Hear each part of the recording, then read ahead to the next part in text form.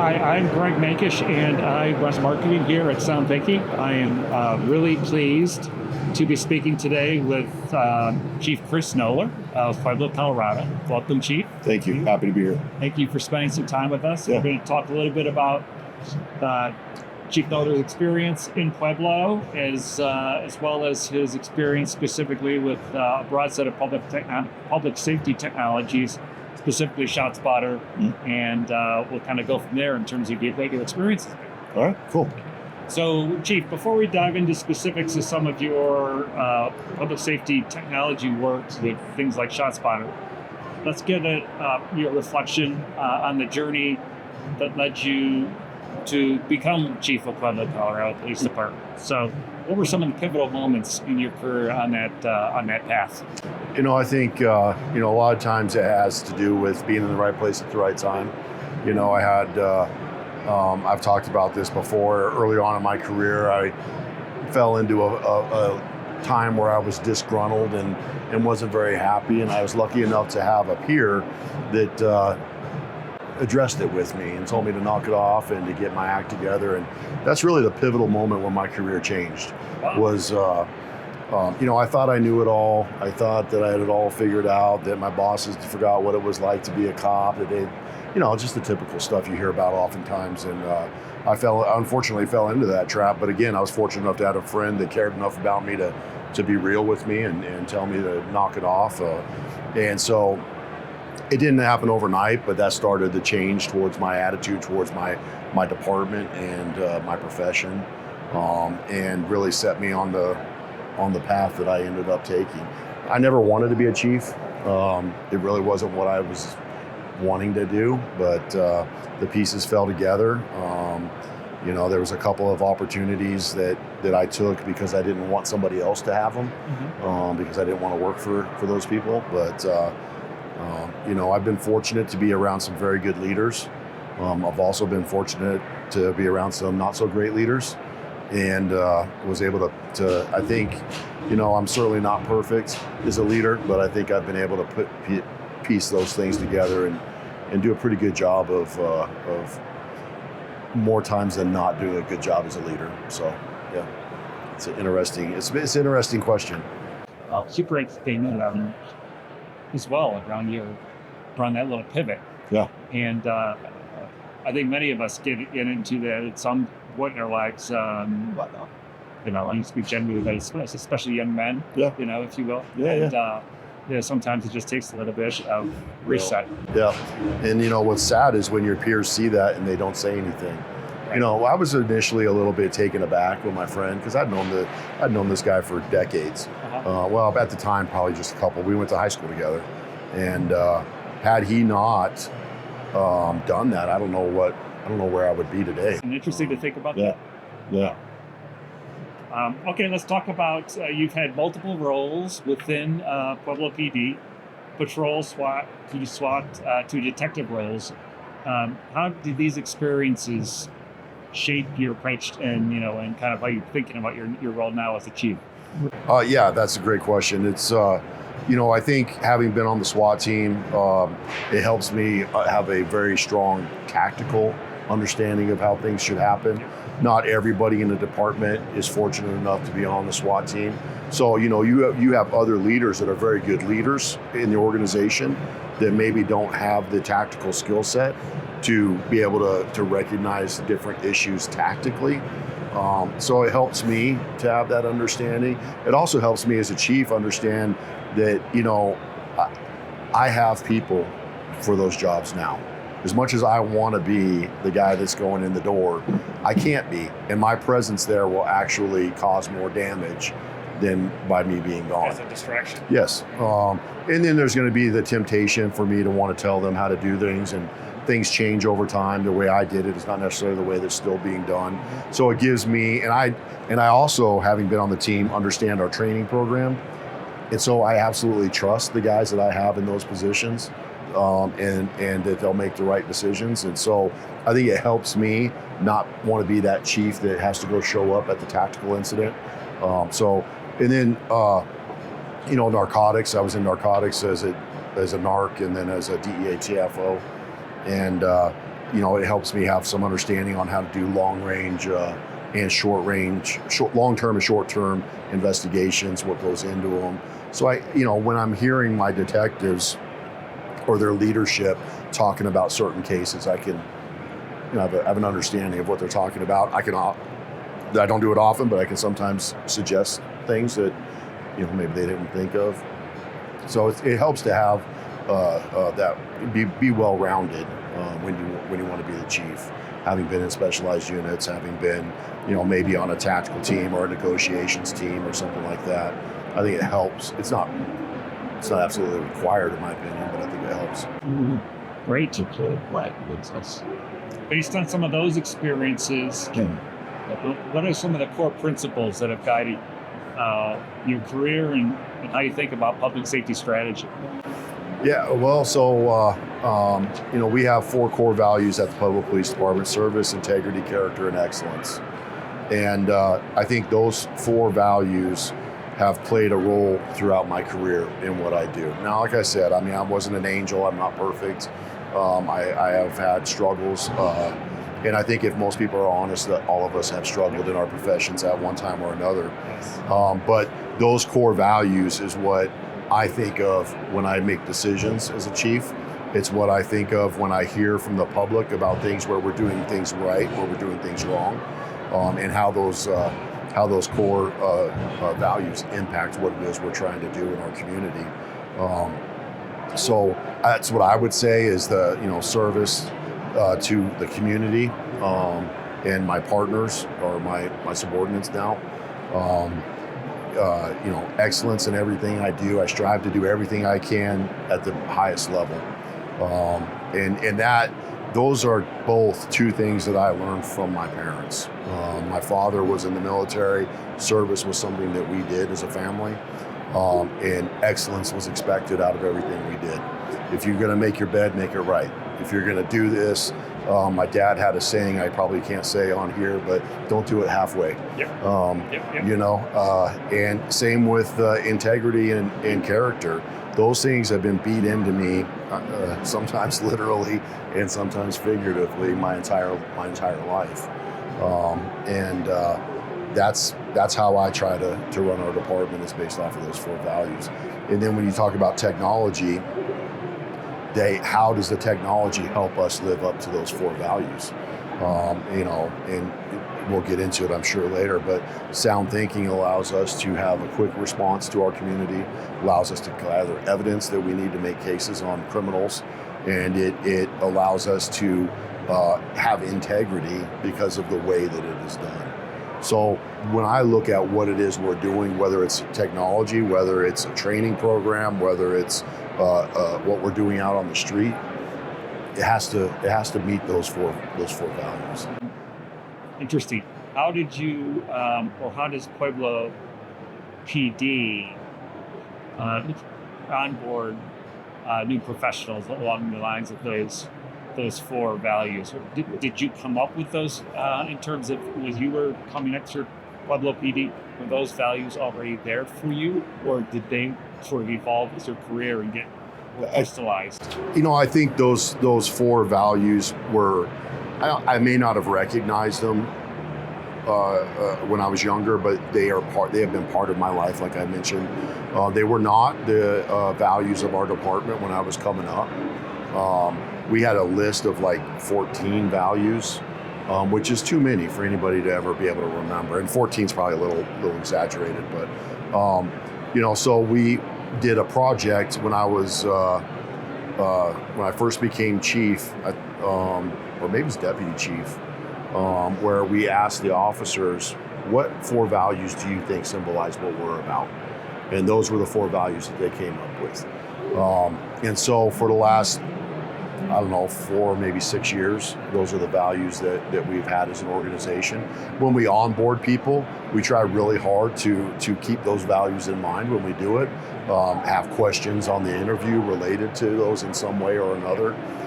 And then we're looking for people that demonstrate those values in their life, which is honestly getting harder than it used to be. Service doesn't mean what it used to people. Integrity doesn't mean what it used to people, unfortunately. Excellence doesn't mean what it used to. I worked construction for a little while, and we had a saying on the construction site that you can't see it from my house if there was an error on the construction. And it's like that kind of mentality has crept everywhere. And that's not the kind of mentality we want. We want people that in our department, that when you go out and you're dealing with somebody on the street, if that was your mother or your brother or your sister or your father, grandmother, whatever, is this the way you would want a cop to treat them? And are you doing everything that you can for that case? Those are the expectations. I mean, it's easy to just to pencil whip a report and then say, "Oh, I couldn't find this person to go talk to." Well, did you really try? And so those are the kind of people that we want, are the people that are going to go that extra mile, where good enough isn't good enough. If I steal a phrase from some other company, I think, but but it's. And so, we do try to include that in our hiring process. We also try to include it in our training process in the academy, PTO program, and in our supervisory training. Action. Hit them. What were some of the major challenges that you faced when you became chief in 2021? There's always something. It seems like there's a dumpster fire every day I go to work, seems like. But one of the major challenges that I initially had was I wanted it, and we have implemented CompStat. And there was a lot of misunderstanding, a lot of pushback, and even some people that just flat out were not wanting to do it. And so that was a big struggle. And it took us about a year, and I had to do some moving around of leadership and other things to make it happen. But now we are using that. ShotSpotter is part of that CompStat analysis, and I think it's made us more effective. After 2020 in Colorado, after the COVID, after George Floyd, and all those things, we had a massive issues related to crime, and we still do because of it. People were getting let out of jail because of COVID. They shouldn't have been let out of jail, in my opinion. There was a lot of pressure put on law enforcement in Colorado. We lost qualified immunity. We have a lot of police accountability legislation that has come out of that.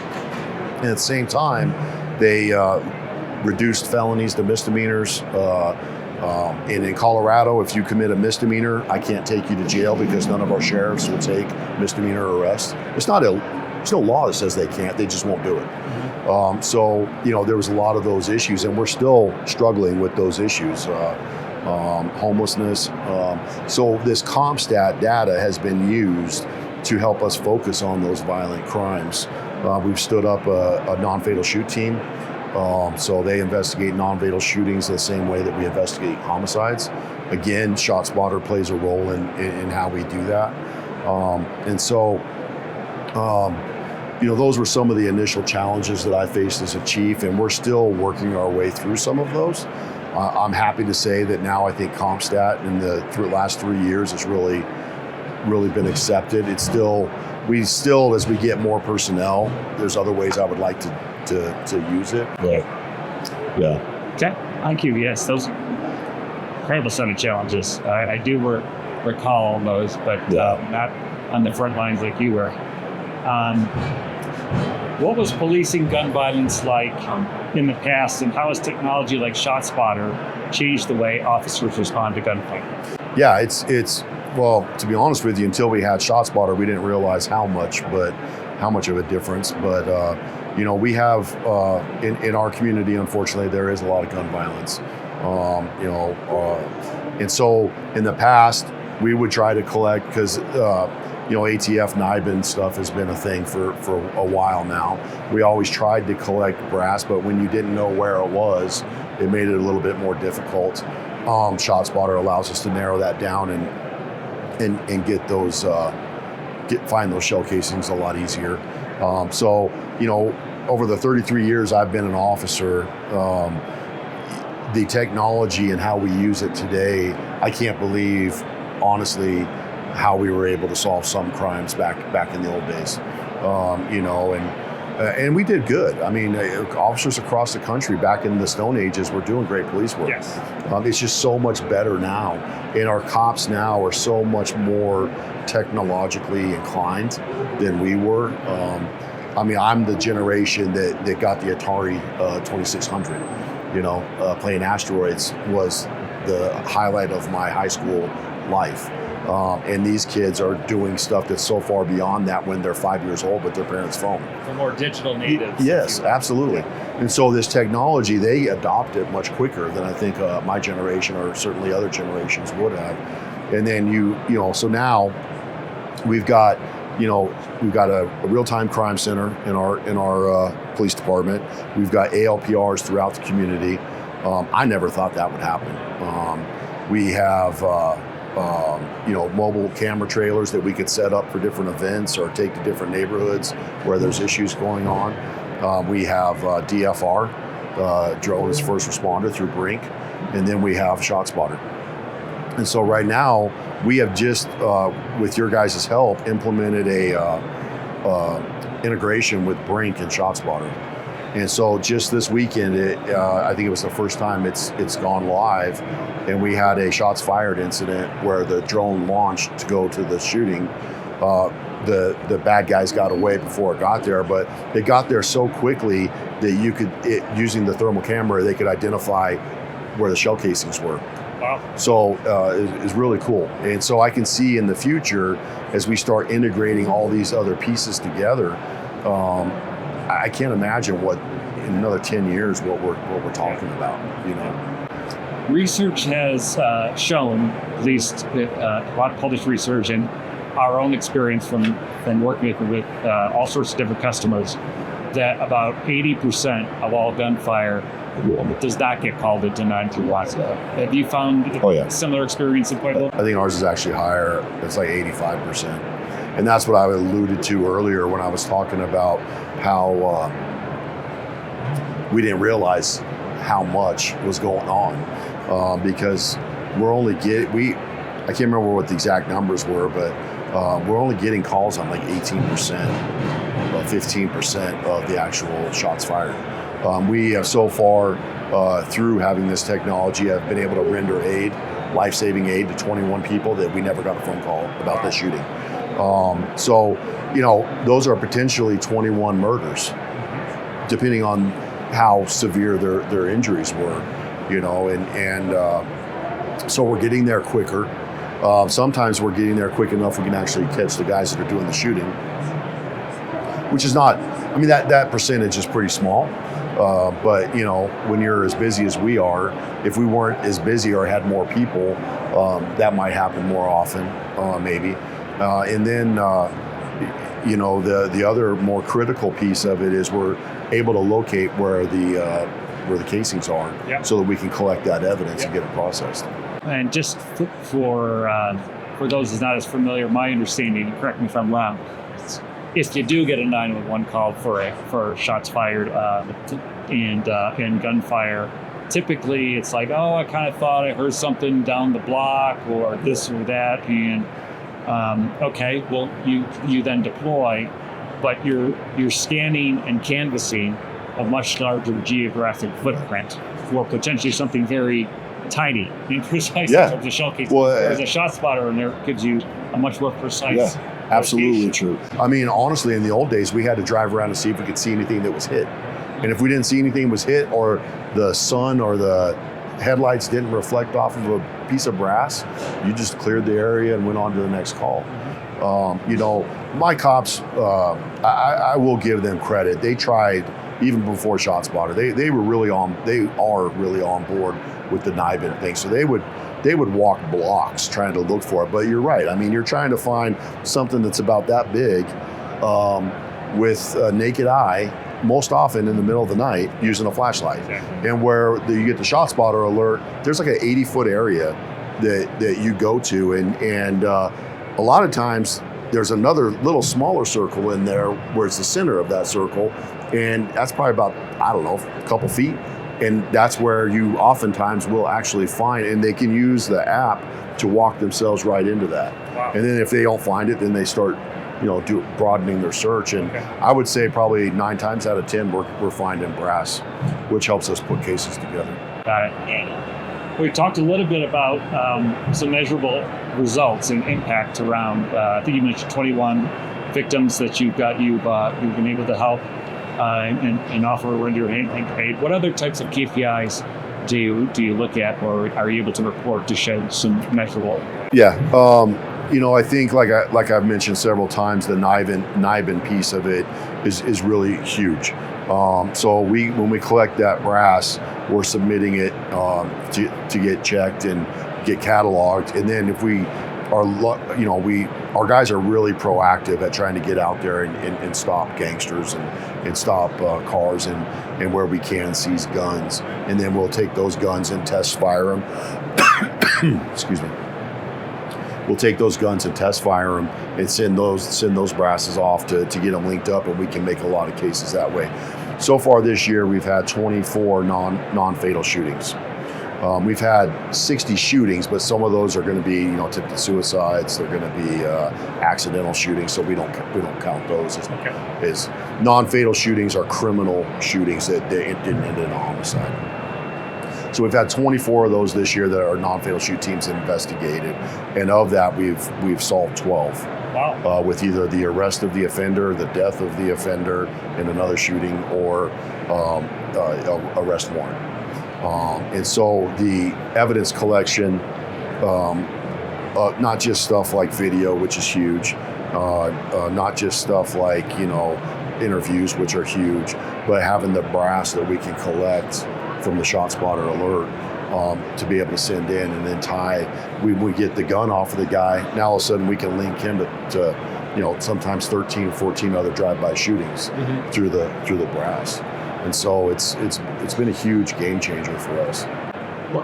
Any tracking of response times kind of before and after ShotSpotter in terms of, we've seen some research that suggests it's up to 2 minutes, 2.5 minutes faster?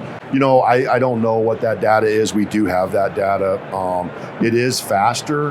A lot of that is because of prioritizing, because now that we have the ShotSpotter system, it is we've changed the priority of a shots fired call, because a shots fired call where you're not getting a call, your response time is never, right? Exactly. So generally speaking, you're going to have an increased response time.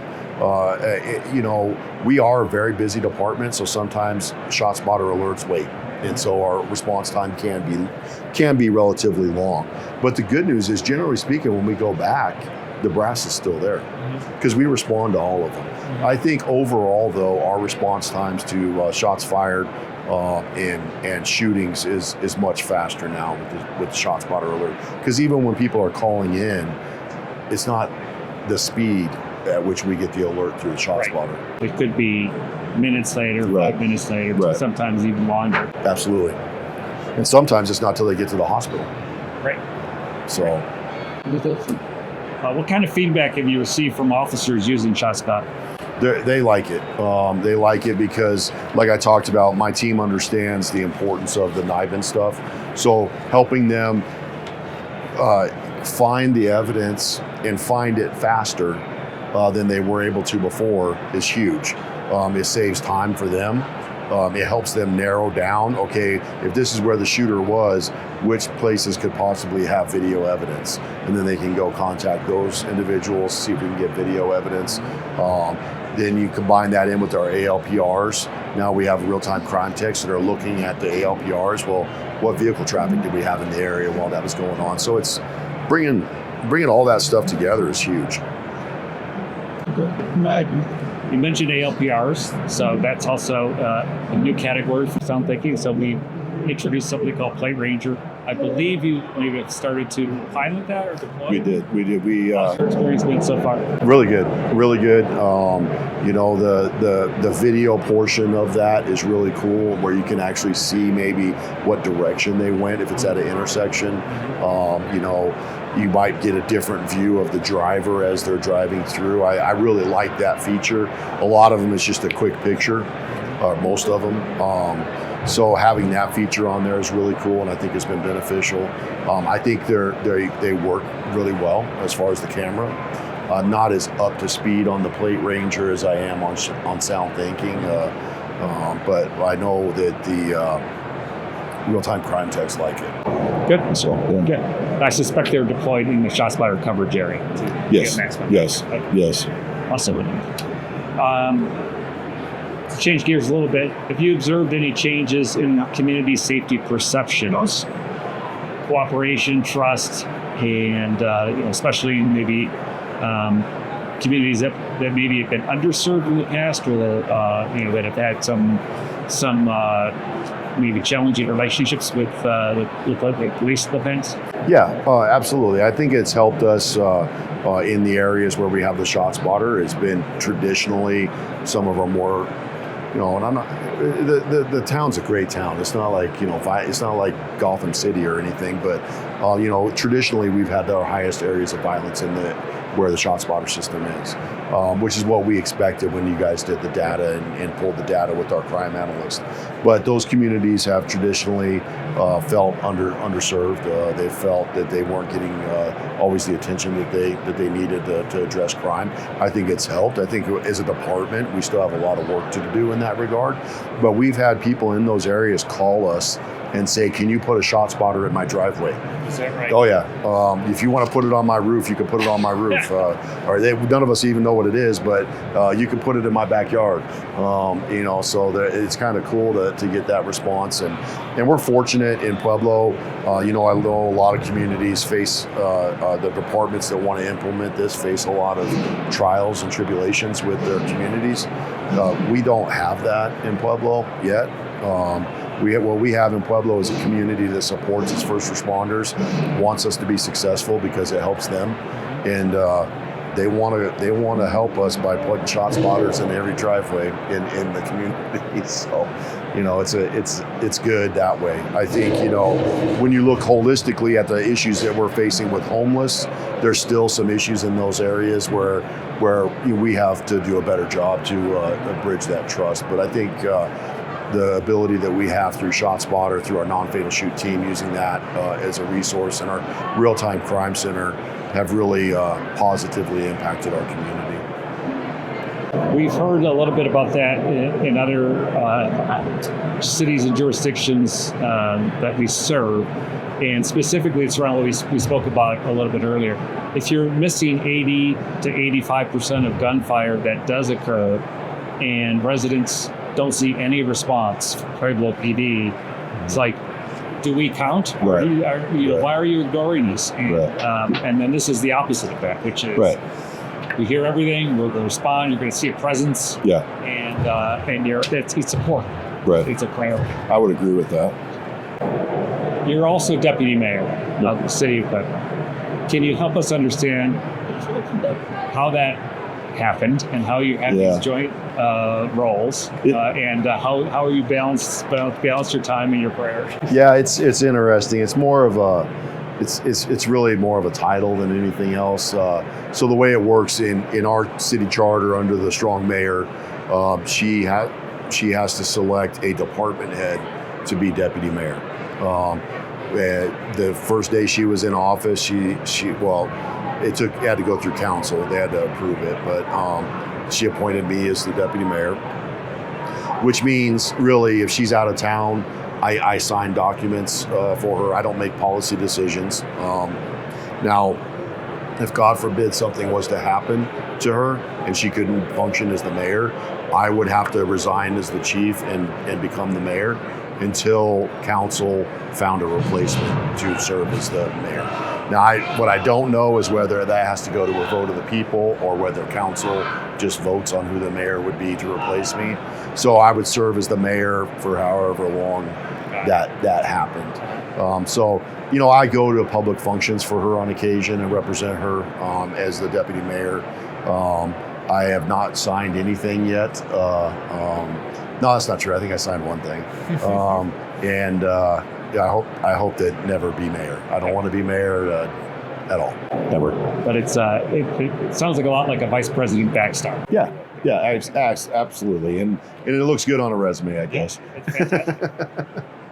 So, what would you tell another chief who's trying to emulate some of the results that you've achieved in Pueblo? What I would tell them is, don't try to do it alone. Go and see what other departments are already done. Learn from our mistakes, and don't repeat mistakes that don't have to be.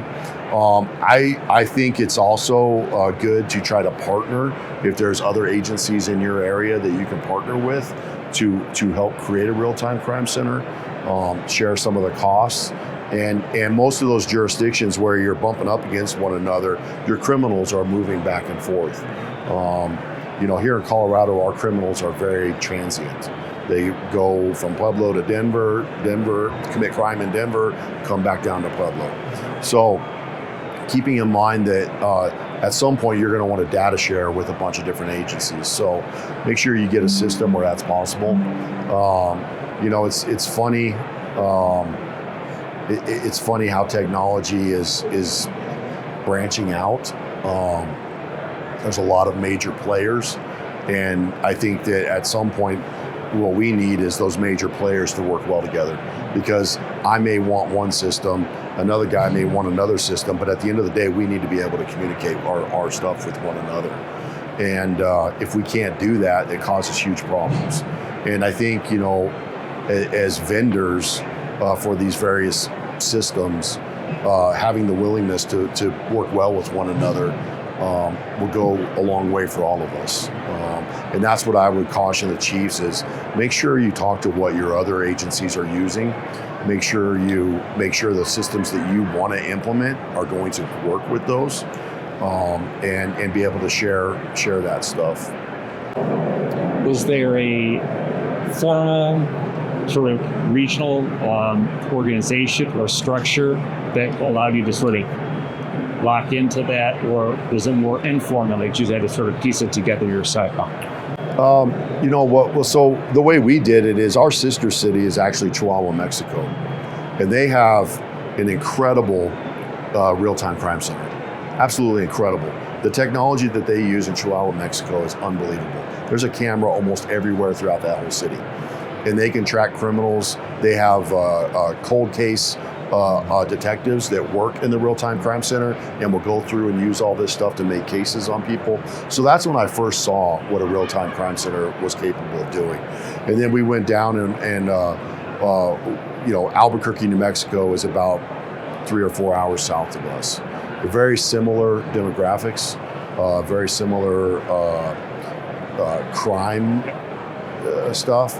Also partners with Sound Thinking. Yep. So we went down there and we saw their system. They use, I believe they use Genetech as their real-time crime center stuff, which is what we have gone with. And then saw the ShotSpotter, and actually it was very fortunate.